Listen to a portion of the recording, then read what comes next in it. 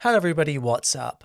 You're listening to I Was Just Wondering with me, Tom Salmon, the show that dives into music, film and games, and everything else in between.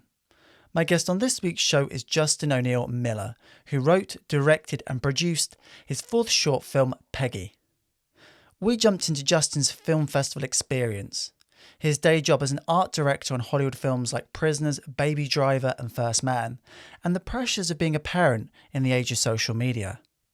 So, if you're running, stuck in a traffic jam, or sitting behind a desk at work, hope you enjoy my interview with Justin. You've got your short film Peggy out right now, which is playing the festival circuit. How's that going for you? It's going incredibly well. We've gotten into, a handful of really exciting festivals, but more recently in particular, a couple really high profile ones like CineQuest and Tribeca. And, we kind of started off, this is my fourth short film, and I think I started off maybe somewhat ambitious. Yeah. But I think maybe my hopes and dreams of getting into places like Tribeca had already been crushed. So this was like a very welcome, pleasant surprise to have people recognize it in this way. And in particular, like right on the front end of the schedule, I think that the first 10 festivals that we screened at, which ranged from being, kind of smaller regional ones to like Academy qualifying ones. Yeah. We came away with a best short award from 7 of them. Oh, so wow, it was like, it was really remarkable to me, because it's like you go into every one of these thinking that it's special and somewhat important and everything. and then you kind of gauge people's interest in whether or not it's connecting.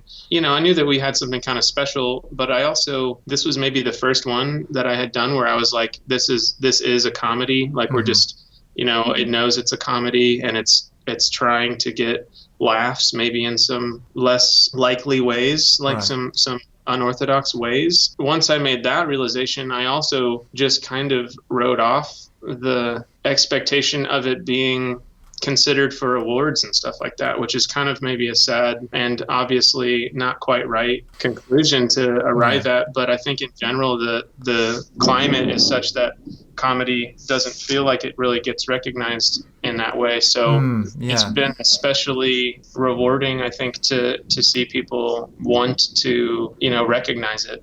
And I'm super appreciative. How have you found, because I know from my own personal experience, when you have to submit your film to festivals, that it can kind of feel like a bit of a lottery as you're filling in your application form and you're sending your money away and your DVDs and stuff.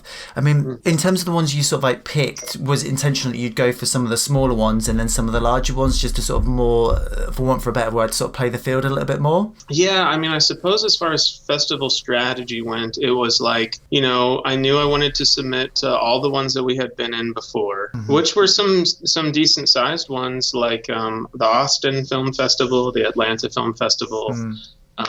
And it was actually a lot of those that I didn't get into this time. And then there were always the surprises, like the Calgary Film Festival was the Calgary International Film Festival was our world premiere. And I went to that one and I just learned so much. And I felt like the festival staff there really almost like took me under their wing. They nominated us for the best juried short film award there. Oh, wow. And we won the audience award for best short. And so the experience and the reception there was like pretty exhilarating. I think at that time we had gotten into, I would say small to, medium small festivals. And then I think a lot of the momentum that I kind of took out of the Calgary Festival, I started looking again at some of the bigger ones and making this big push to kind of like get on people's radar. And it's been a lot of work, but I think it's, been paying off in large part, and the momentum is just snowballing in a way. In terms of when you win these awards, in terms of sort of like visibility from where you start out from pushing a short film from the very beginning to when you are winning awards and getting to sort of festivals, what sort of knock-on effect does that have on the profile of your film? Sometimes it's so hard to calculate. I'm married and I have 4 kids, and we often have to ask ourselves kind of like, what's the what's the trade-off? You're like, what's the one-to-one, right? And Right. you go, especially if you're flying across the country, let's say, or even internationally, it's like $1,000 to go visit a festival probably by the time you've paid for Yeah. everything, because short films typically aren't included in any kind of like travel stipend stuff. And so it's something we've been talking about a lot, because there's a real like kind of intangible, it's very hard to plan for kind of like what you expect to get out of a festival. Yeah. And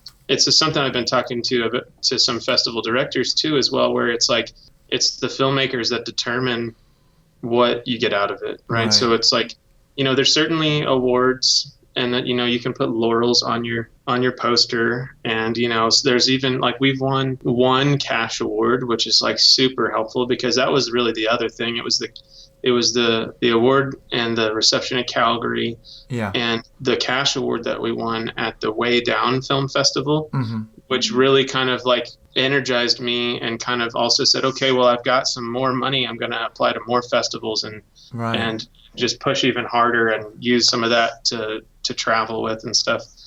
And so a lot of it's like about these connections that you make with other filmmakers. Yeah. To my experience so far, there haven't been a lot of like big opportunity. I think when you are starting off, you say, all right, I'm going to make a film, make it as best as I can. We're going to get into some festivals, and at those festivals, I'm going to meet people that want to give me money to make my next thing. Yeah. It's like, it's like it's not around. that straightforward. Yeah. And it's like way more complicated and like confusing free market like kind of rewards that you get from it, where you do get to use those things to help propel your own film and build on that. And I think that's one thing that I've learned on this one. And I imagine it's a little bit different. Let's say if like your world premiere is at something like Tribeca or Sundance, because then I think it's like you start with this huge event, and everybody's already looking at you, and I want to screen the Sundance film and the Tribeca film and stuff. Yeah. But especially with me, like kind of like building up to that, I think it was a pretty interesting lesson to learn, and it might be like a lesson that you, in a way, only have to learn once. Because hopefully now I will be able to make films that are good enough to get in to something that makes a big crash right at the beginning. I think that it's just like those really like uncalculatable connections that you make. Yeah, those sort of intangible ones. So you just run into someone that just really digs what you're about. No, I think that's probably like what you just said is a huge part of it. Is it's about finding, you go and see other people's films, they come and see yours, and then finding like this community of people that are like, man, I like what you're doing, and that whole kind of positive, competitive, artistic energy that really helps generate things like that whole kind of like Lost Generation vibe of all those like American expatriates living in Rome or in Paris, like between the wars, that like really kind of created this whole new way of writing, and that happened because they were a community. And so I think that is, it's hard to find, I think, these days, but yeah, I've, especially on this short film, I've found a lot of that in the festival circuit, and that's really kind of invigorating. So I just wanted to jump into your background, because I noticed that you'd studied at Georgia Tech, the School of Architecture, that you'd started out studying design, and I was interested to know how studying design had helped you in your filmmaking career so far. I guess what I'd like to say is that I am an art director by day and a filmmaker / father by night. So in particular, me getting a foot in the door with art direction, which has definitely led to a ton of connections and opportunities, and I think really a lot that I just haven't even cashed in on yet. Like there's the network that I have in the film community now for my art directing career is quite large. There is a direct one-to-one connection, I think, between the design education that I got and the art direction career that I have. And those translated over, like, I was surprised by how much it translated over. It's like the same language when you're speaking to to construction guys, the same kind of like adjustment to reality and the constraints of the physical world and stuff, like figuring out how to move ideas into a real built environment. So all of that stuff, I think, like really directly translated. And then a lot of that, I think, like, you know, maybe, you know, for better or worse, it's like sometimes I feel like it's a detriment as much as it is a big help. But that same sense of, I think, approaching designs, you know, especially kind of iteratively and structurally, is definitely a part of my writing and directing process. Right. And I think that probably always will be. I think sometimes I'm like fighting against it and sometimes I'm leaning into it. But I think that it's something I've come to terms with. It's like going to be, you know, it's like going to be hard to rewire me at this point. So it's like something I just got to figure out how to manage. So when you're thinking about a concept of a story, you're coming at it from more of a design point of view and then creating the narrative around that. You're thinking about what you're going to build first and then almost like putting the story inside of that.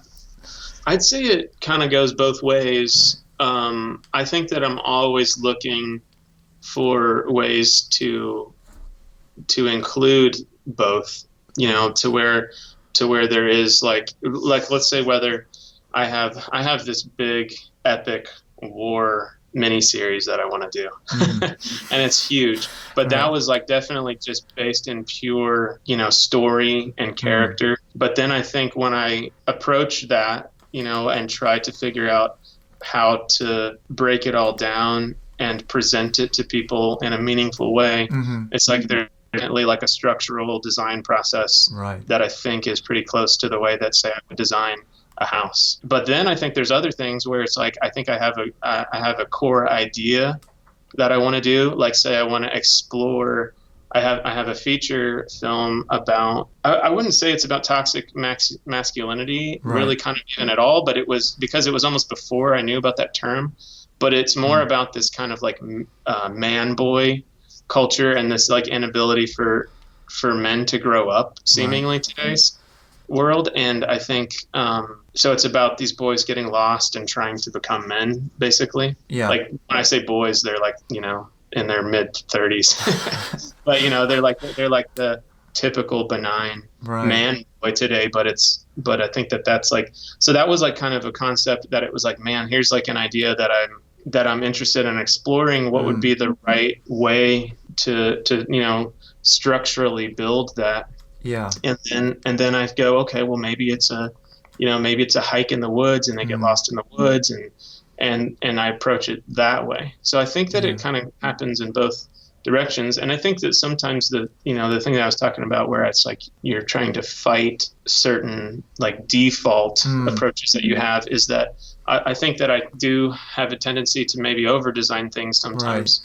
So it's like, oh, well, this character balances off of this character, which, you know, then is like, you know, in a thing with these other two characters. And it's like, well, at some point, like the whole thing just has to kind of like, if not feel real, it has to feel true. And it's like, I can definitely sometimes see myself like getting things, if not overcomplicated, like just kind of almost too abstract and theoretical, and really needing to like ground myself back into, you know, the truth of the idea. One of the tenets of drama is it's unbalanced, and I guess if you're designing like a building or something, it's all about balancing something and making sure that it all the 4 feet or whatever you're sort of designing are all balanced and perfectly situated, whereas drama tends to be a lot more sort of like messy and a lot more unformed and almost in some cases sort of like half finished. So I guess it's working those two little polar opposites into something as well, and how to balance those two things out. Absolutely. No, that's a great point. And I think that's like one way that I approach architecture kind of,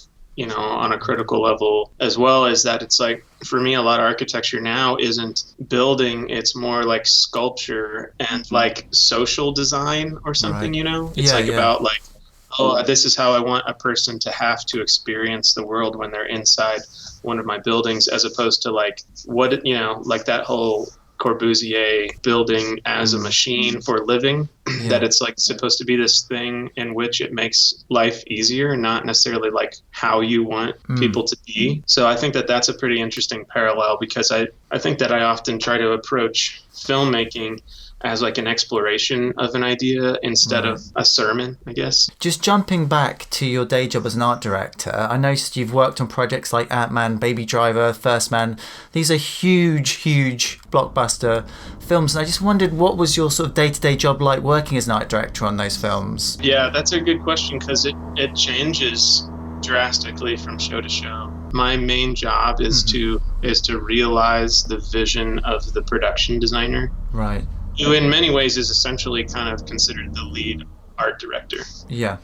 And then when the team gets bigger, let's say like on First Man, there were, 5 art directors. Wow. I'm often just trying to realize like a certain aspect of that. And, right. It's like on that show, it's so big that there's like all these different pieces of the movie that have to get put together. So, I mean, like on Baby Driver, I draw also like with a background in set design. So sometimes I'll start off basically as a set designer and then switch into art direction so that I can, help kind of see the rest of the show through and oversee the construction of that set that I just drew. So I drew the diner. That's kind of a centerpiece in that movie. And then I oversaw the construction and also became, among other things, like a vehicle art director. Right. So it was about like all the continuity, because for one car, I think that in particular there's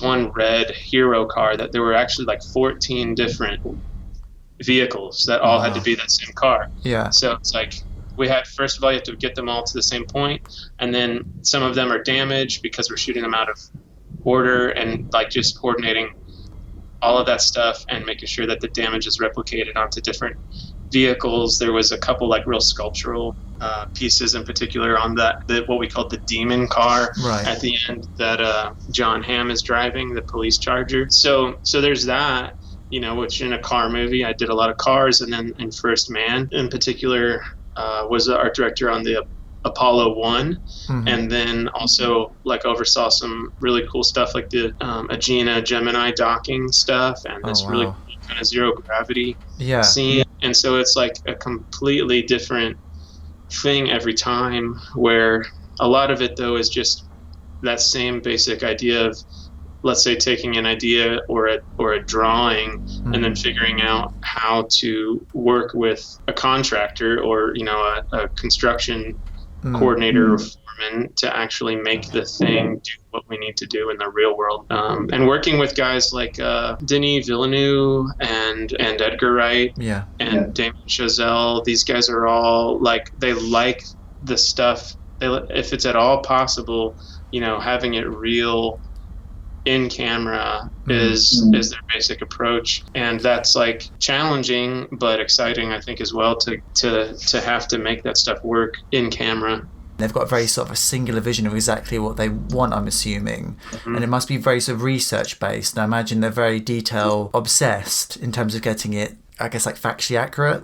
So how much research going into these projects do you have? I mean, did you spend a lot of time sort of researching the first moon landing? Yes. Yeah, and definitely a lot. I mean, we had not only the NASA, like, training manuals and things like that for the Apollo and Gemini missions, but also like the transcripts and the logs and stuff like that, which Josh Singer used, a lot of that stuff and the book, from the book that it's based on, but used a lot of that to get a lot of that dialogue and realism built into it. But we were often, digging into those ourselves in order to make sure we understood how this needed to get put together so that it could get on screen. And I mean, I grew up on the Space Coast in Florida. Oh, okay. Yeah. Like right, below Cape Canaveral, where all those rockets and shuttles shoot off. Oh, so you could see them like blasting off on a regular basis? Yeah, on a really regular basis, yeah. I totally took it for granted. Oh, really? Oh, wow. And so it was like a really fun revisit of my childhood to get to dig back into that stuff, because I've always really loved it.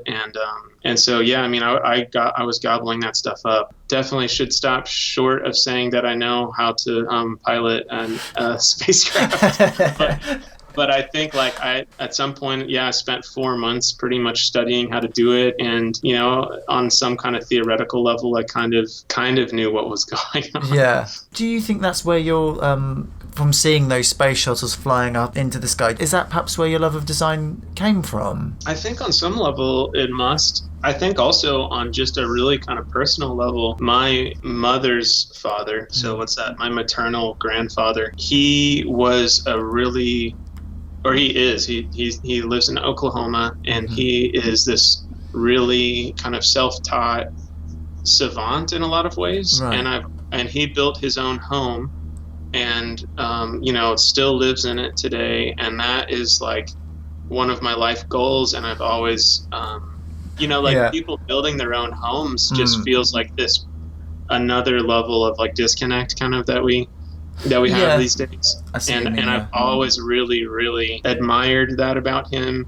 from a crazy early age. Like, you know, I mean, 6 or 7 years old, I remember being like, I want to build my own house. And so I think that there was some really simple level to it there. But then, yeah, I would say that also that implicit part of growing up on the Space Coast is just that there's like, you know, very nearby, there's people figuring out these insane engineering problems of like how to escape the Earth's atmosphere and stuff, you know? Yeah. I think there are definitely parallels between going to space and making a film in terms of the sheer amount of effort and communication and money it takes to produce something. Obviously, I don't think the risks aren't quite as great, but if you do make a bad one, you can end up in movie jail, being the only sort of downside. Yeah. And there's definitely a interesting parallel. I mean, I remember on First Man, you know, realizing because Damien's first 2 films were so directly focused on the pursuit and struggles of the artist, kind of, right? Like in Whiplash, it's about and actually even too his previous film that was at Tribeca, the Guy and Madeline on the park bench, but especially Whiplash, which was about this drummer, the ambition of this really talented drummer, and then La La Land, which was about a talented jazz musician and a talented actress, and their attempts to kind of like make their artistic endeavors work in a complicated world. And I think that, and you know, I remember making parallels a little bit to First Man, and like, you know, it's a completely different story, but just in a sense too, there's like a very interesting parallel between that artistic drive and then this, you know, this that same kind of drive but applied to, you know, engineering and actual constraints in the real world. And now that you've mentioned this too, I'm also just thinking about how there's like this, you know, there's this tension in the space race between the US and Russia, who's going to get there first and all this stuff. And it's like this big rush. And there's an element of that too, like in filmmaking, where like, you know, somebody else has the same ideas that you have. There's definitely a little bit of a race to get to production and to get it in front of people before the idea is kind of like done by somebody else, right? So I just wanted to jump in and just talk about Peggy and where the idea for that story came from. I'd love to. So there's like 3 real seeds, I think, that it came from that all got squished up into one. And the first one was like story that was told to me by a friend about his nephew and his nephew's birthday party. That seed, like, I just stuck in my pocket for a long time because I was like, that's kind of crazy. That is crazy, yeah. So and I was like, yeah, I guess it, you know, it's like it really works at a birthday party kind of thing. And then at my son's 8th birthday party, and my son plays Ander, the 8-year-old that, you know, he was probably 10 when we shot it. He's 11 now. At his 8th birthday party, I think it was, he got all these presents I realized I would never really want him to have normally. And like, we're not like terribly overbearing, I would say, about a lot of stuff, but we are like pretty careful. So, you know, there was just like, you know, we try not to like let them just like get totally hyped up on sugar all the time and watch tons of stuff that we don't like and play zombie games and stuff like that. But he was like getting all these things for his birthday. And I was like, what is going on here? Like, why is, like, these people know that we don't want to have this stuff.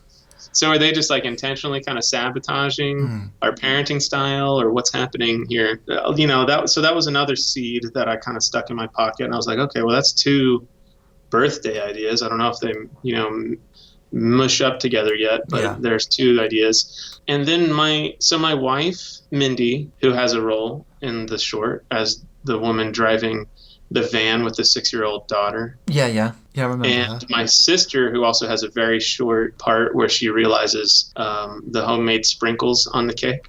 Oh, yeah. That's my sister. And so they are both, at the time, maybe they even weren't, but now they are both housewives. And like we have 4 kids, and my sister Stephanie has 2. I think that these women juggle like so many things and have such a huge responsibility, and are often kind of really underappreciated in today's world. Where it's kind of like, yeah, I know you're a housewife, but like, what do you do? What else do you do? What do you do to be a meaningful person? It's like raising children isn't enough. Yeah, it's like, hey, let them do their thing for a minute. Like, this is an important phase of their life and everything. And so there's like an underappreciation there, and also this like really overbearing, I think, social media driven kind of pressure put on women in general, but I think probably especially on housewives and on mothers who like are able to see these Pinterest pages and these blogs and stuff of these women who just appear to be in completely perfect harmony with the world. It's like, they can juggle all of these things and still have time to blog about it. Yeah. And just, every one of their Pinterest photos is perfectly composed.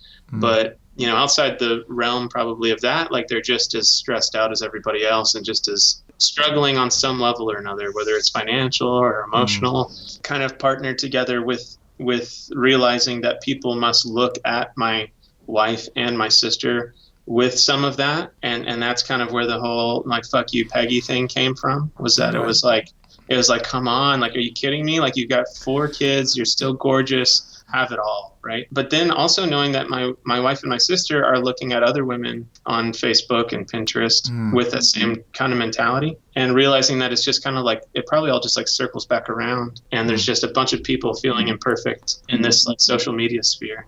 This is a bit tangential, but it kind of reminds me, because I went to acting school, and one of my teachers was Felicity Huffman, who has just been caught up in this huge college missionary bribery case. Yeah, and totally. she was in Desperate Housewives, and it was sort of interesting at the idea of, you think that somebody, like, what problems does that person have in terms of career success and money?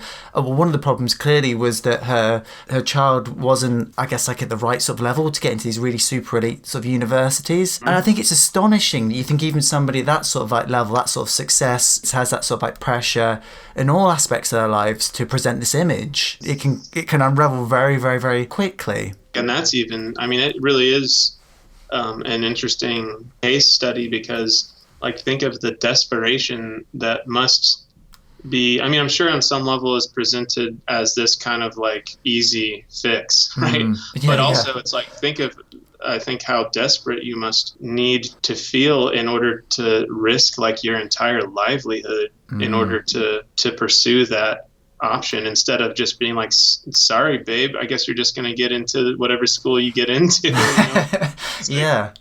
instead like risking everything, because now they're not in that school, they're all like, their parents are going to go to jail or whatever, and it's like, in some ways I can kind of understand wanting the best for your child, but at a certain point there must come a point where you're like, there are other things in life, there may be other things you might be amazing at, that perhaps going to an Ivy League school just isn't for you. But then they're probably looking at all their friends and seeing all their friends get into, their friends' kids get into these schools. Yeah. And it's that whole like keeping up with the Joneses thing, which is like part of this whole conversation, I think, with the Felicity Huffman stuff.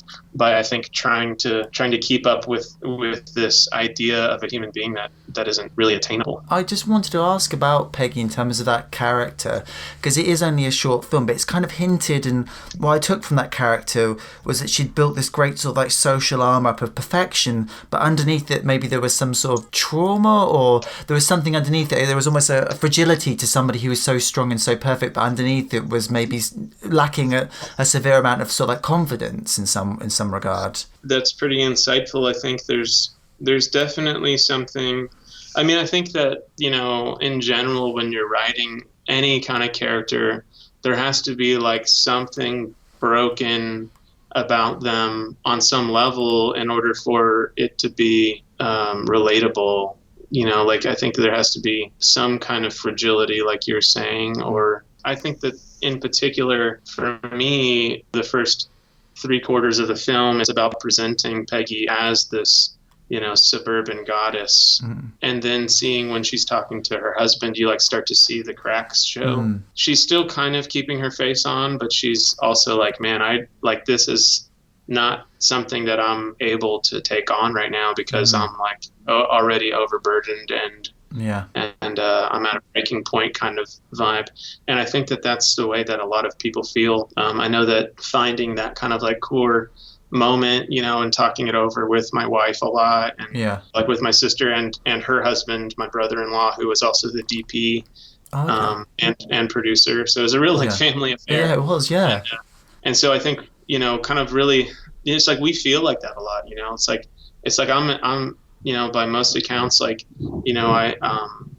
I make a living that can provide for my family. Yeah. I have a really cool job. Like it's a hard job a lot of times, but it's like still we are dealing with that same kind of like, man, like we feel so stretched thin. Yeah. And I think that, I don't know if that ever goes away, because I think that we might be designed to not ever feel completely satisfied. Like I think that there's a kind of insatiable quality to human nature that we wanted this film to partly be about. I think that's true. And the more I think about it as well, just from my own personal experience, there's always something you're striving for. There's always that next thing, because I guess if you're like completely satisfied, I guess you just sort of like stop, or you're being pulled in 4 different directions and trying to do 4 things at once. And then I guess like just managing that feeling, because if it doesn't go away, then how do you sort of like place that in your own life where it's sort of like a healthy? Yeah, I don't know. I've met a couple people, like I know a couple people, good friends, who I think have come to terms with that, and they're like, hey, this is good enough. That takes like an immense amount of wisdom, right? And to be like, hey, I don't need everybody in the world to know who I am, or like I don't have to go make films and try to get them out in front of the world because I'm just okay to be right here, and so nobody knows who they are. And that's like kind of amazing. There's like this incredible amount of strength to that that I envy on some level, because I mean, like I'm more the guy that's like going, man, I have this idea that I feel compelled to tell, and meanwhile I know somebody else is trying to tell it, and I want to tell it first. And so there's a trade-off to that for sure, and it's either time away from your kids, I mean, like pretty big trade-offs. I think it's a conversation that I think that we are always having with our family, and trying to figure out how to not just like maybe be like more successful or more wealthy or something like that, but I think try to make the world a little better place in whatever capacity we can. You mentioned working with your brother-in-law. There's one particular shot that really caught my attention in the short film. Liz and, is it Smidge is his name? No, that is right. Yeah. Okay, Liz and Smidge. They enter Peggy's party, and then you have that wonderful Steadicam shot. It circles around them, then you see like the bouncy castle and the cake and all that sort of stuff. And I just wondered, how did you come up with that idea, and how did you execute that with? A ton of that shot absolutely is to Chris's credit. He is a professional camera operator and director of photography on big projects as well. So we both kind of come up in the Atlanta film scene here, and we both work full time on these big projects and then in between we try to do our own. Right. So he and I both really appreciate like well photographed films, and we really like very deliberate camera moves, if there is movement at all. Yeah. And I think, yeah, when we move the camera, we want it to be like really deliberate and for a good reason. And so in that particular shot, I can't remember exactly how it was written, except that there definitely was this moment where there's like a little bit of build up to this party, and there's like people like, you know, anxious about it and the impressions that they're going to make.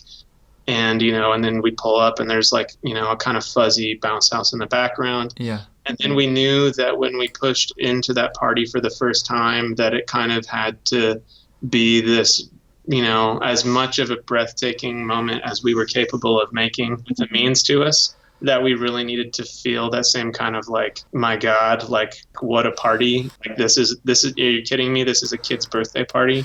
It becoming this one long Steadicam shot just became, you know, but by Chris's design in particular, this like, you know, we wanted to see their reaction, which I think in the audience then makes you go like, what are they looking at, you know? Yeah. And then you turn around to look at it, and then just having all the characters kind of weave through that shot just became like a really kind of fun choreography and a way for us to establish that like more or less we're at the party, that everybody's here. Now we get to like start to sink our teeth into what the rest and, you know, the bulk of the short is about. Yeah. So it was like almost kind of like the beginning of Act 2 or something, where we like kind of settle in to the party. We got to see most of it in that shot. And Chris in particular is a Steadicam operator.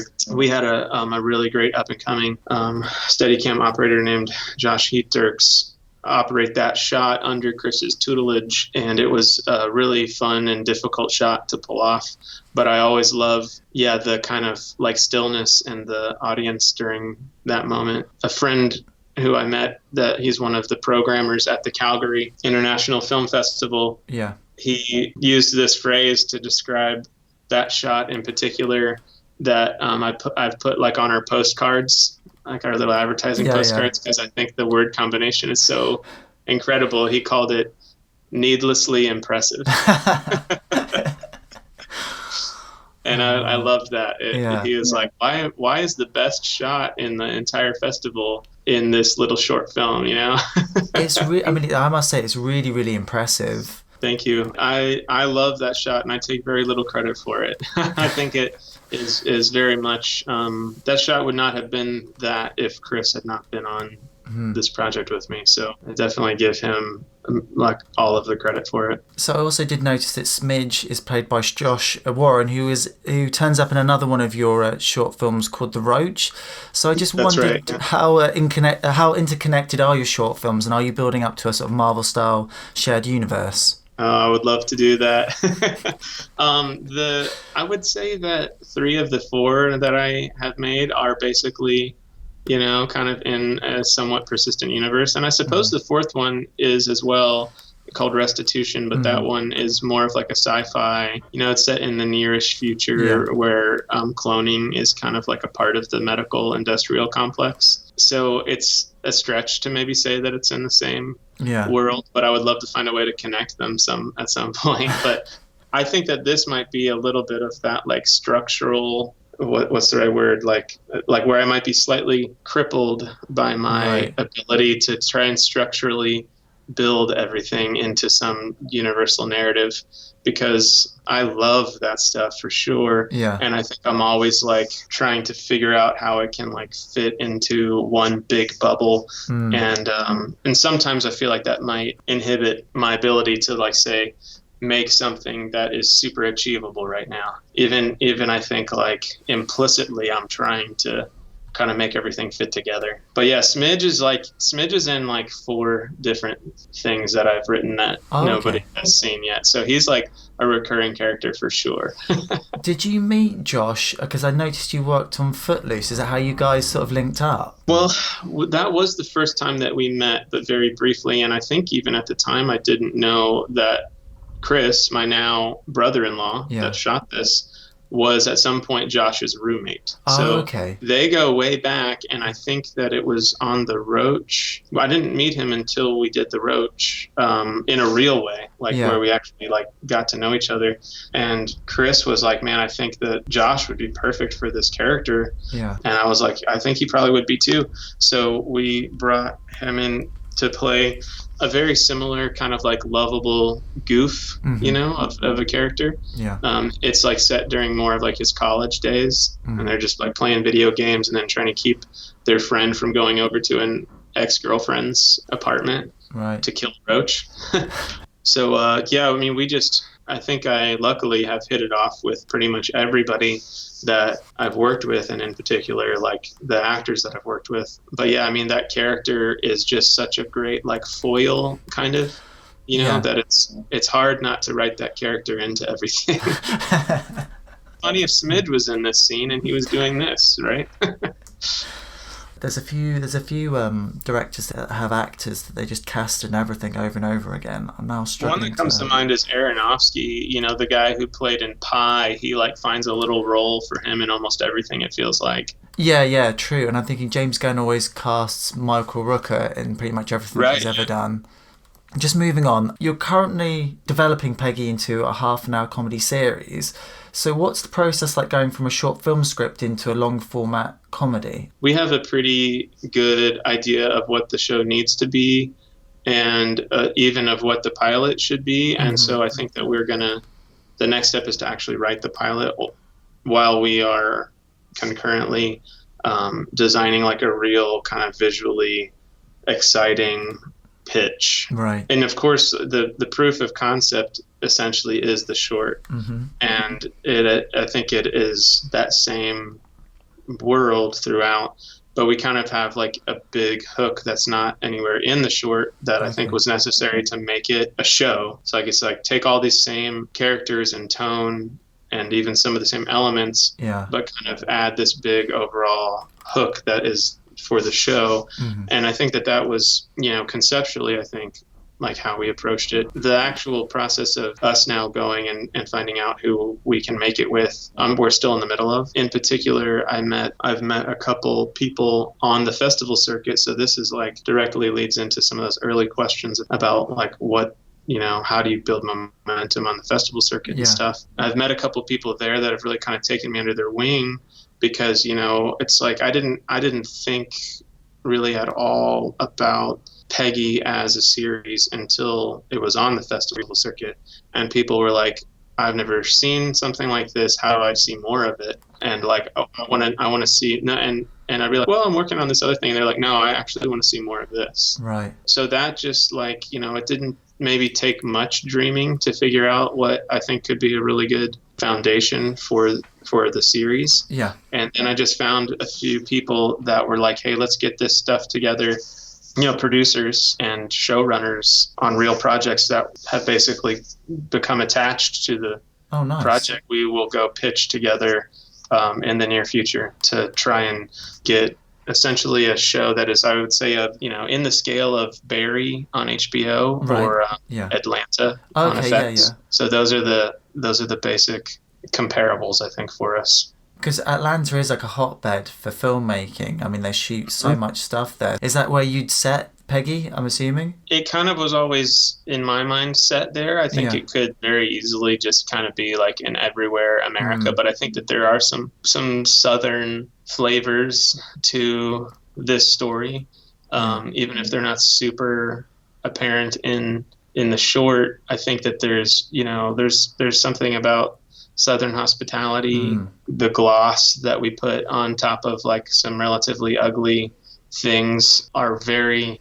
ripe for this story to explore. And just thinking about like where you'd like something like this to end up, because I'm thinking obviously like Netflix, Amazon, or would you think of something a bit more, say like a CBS or one of the major sort of like networks? Yeah, I mean, I feel like the way that things are right now, I guess what I'm saying is I don't really think that I have a really hard preference, except that I wouldn't see this being more of like a New Girl type sitcom, right? Which my wife and I have been watching a lot lately. And if the network was willing to let us make a show that was more in line with Barry or Atlanta, and those kind of be a little bit slower, I think a little more serialized, and kind of like really be able to tell this larger story we're building into right now. I think that I'd be open to it, but I mean, I think that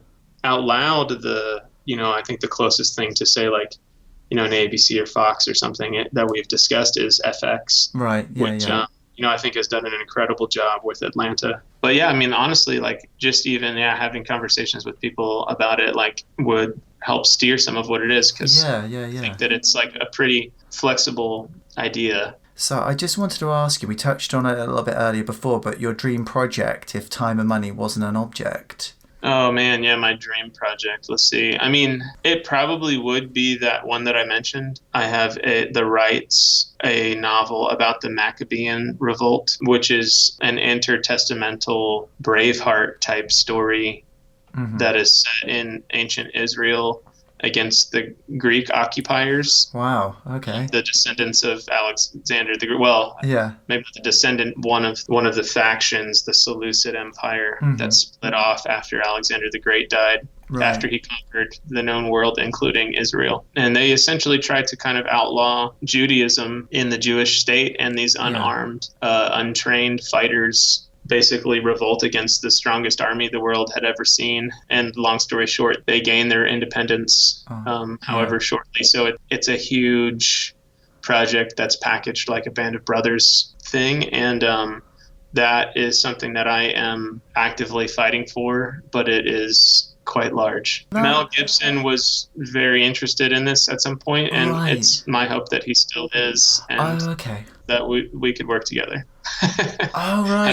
It's very much a Braveheart type story, and I think that also there's a really careful way to tell this story that everyone would end up being very happy with. It sounds really intriguing, very vast. I think that's the thing of marrying huge scale with an emotionally engaging story, and it seems to be all there. It is, and it's I think too, it has a really flawed hero in a lot of ways, but one I think today's audiences are really, really hungry for, where it's just if you have a hero that even if you don't necessarily believe in what they believe in, but if you have a hero that just believes in something, I think that's so rare right now in storytelling, and I think people would gobble it up. Have you met Mel Gibson? Because I was working red carpet at Daddy's Home too, and he came up and you're trying to sort of figure them out as individuals, as people, separated from what you've read and heard about them, and kind of what makes them different. And what struck me about him particularly is that he was incredibly smart, very, very well spoken, and supremely intense. You could just tell that he was a very intense individual. Not met him yet, but that all sounds right to me. I've had a few, a few movie stars that I've worked with enough to have met them and seen them on a semi-regular basis, and also some movie stars where it's that level of intensity, just never goes away, which I think is part of why they're so captivating to watch. Just sort of wrapping up, I was just interested to know what film and television show and possibly game that you're looking forward to most in 2019. Oh yeah, great question. The lead-in while I'm thinking is not something that's coming out this year, and I don't know when it is, but Spike Jonze, whatever he's doing next, it's been 5 or 6 years I think since Her, and I'm so anxious for his next project. Let's see. I think my favorite show on TV right now is Homeland. I'm super impressed by that show and everything that they juggle. So that might be the show I'm most excited for, because they definitely are working on another season, I think. Our movie might be Jordan Peele's Us. Super excited for that. I think that comes out in a couple days. And then a video game. Man, I do not get to play as many video games as I would like to. I bet you don't hear people say that too often. It's I don't ever get to play video games, but I kind of live vicariously through gaming reviews and stuff. So I'm trying to think of what I know that's coming out. One of my favorite franchises is XCOM from the original one, and up until the most recent. I haven't even played the most recent expansion. And the one that I'm most excited for is Doom Eternal, which is a sequel to the Doom reboot that came out in 2016. Oh, yeah. You know, I can't think of the name of it right now, but is the Metal Gear Solid guy. Oh, Hideo Kojima's Death Stranding. That's another one that I'm looking forward to. Is that coming out this year? He's been posting like crazy on Instagram about it, but a release date has not been confirmed. The only other one I'm really, really looking forward to was The Last of Us 2, because I really enjoyed the first one. Oh, that was man. Like Naughty Dog. That is super exciting, and that's one of those games that like I've lived vicariously through reviews so far, and I also, with 4 young children, have not had the time to play it, but I really want to. I guess when they get a bit older, you can get into playing video games with them. Like we just got Kingdom Hearts 3. Oh, okay. I played that a little bit and really like it. I have 2 boys and then 2 girls, and nice. The 2 boys are constantly asking about Fortnite, and so we try to play that on occasion, but not. Oh, what about Cyberpunk? That might be the one that's like most intriguing to me, because that concept definitely looks like something I would really enjoy, and that whole world feels just really, really intriguing. So there you have it. I had a great time chatting with Justin. Please do like and subscribe to the show on SoundCloud and YouTube, and drop a comment or 2. And you can get in touch with me at the Salmoning01 on Instagram. Thank you so much for listening. I've been Tom, and I'll catch up with you next episode.